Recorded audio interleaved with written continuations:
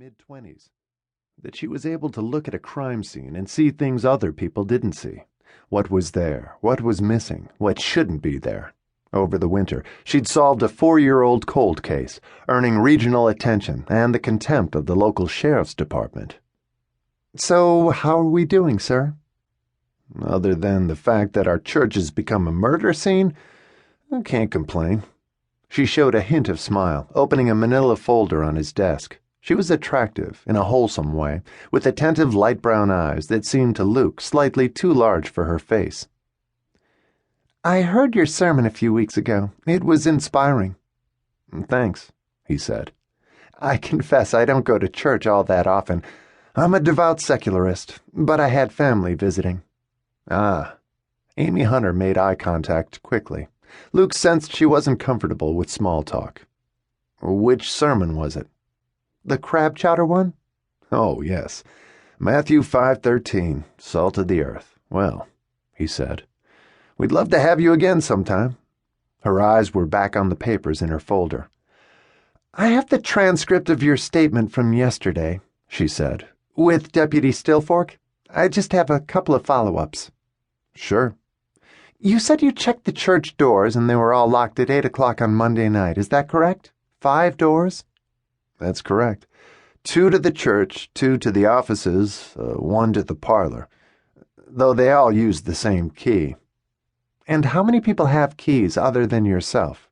A question the deputy had missed. "Well, let's see. At least 5, he said, and counted again. Or 6. The assistant pastor, financial secretary, office manager, director of music, youth director, and the sexton." A single line creased her forehead. "A custodian, Martha Cummings. We call her the sexton." He waited as she jotted their names, her head tilted intently. "I might add," he said, "that this is an old building, and I don't think anyone has a clue the last time the locks were changed, so there may be a few other keys floating around." "They wouldn't have been turned in?" "Not necessarily. We don't keep any gold bars or ancient relics here. It's a place of worship. It's possible someone made copies that were never collected." She glanced back at her notes. "How about windows?" Also something Stillfork hadn't asked. "No. Martha said she checked them when she cleaned on Monday afternoon," he said, although knowing Martha, he suspected she hadn't actually done so. "She was here until what time?" "She would have been finished by 5. "But there was a meeting in the parlor after 5, wasn't there? An AA meeting?" "That's correct, at 6. Hunter's gaze held, as if she expected him to say more. "Not everyone likes the idea of AA meetings at the church, I understand. Which is something you initiated?" "Yes, NA meetings even less." "And how do you feel about that?" "Feel about it?"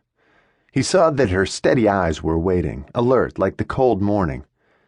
"I try not to. I was brought here to broaden the ministry, which we're doing, but I'm also respectful of tradition. I think we've struck a pretty good balance." Hunter shuffled a sheet of paper to the top of the pile. "Agnes Collins supplied a list of church members yesterday. 227 names. Is this a complete list?" "Probably not," Luke said. "I mean, it's everyone who wants to be on it, I suppose." "Some don't." "No, some people aren't joiners."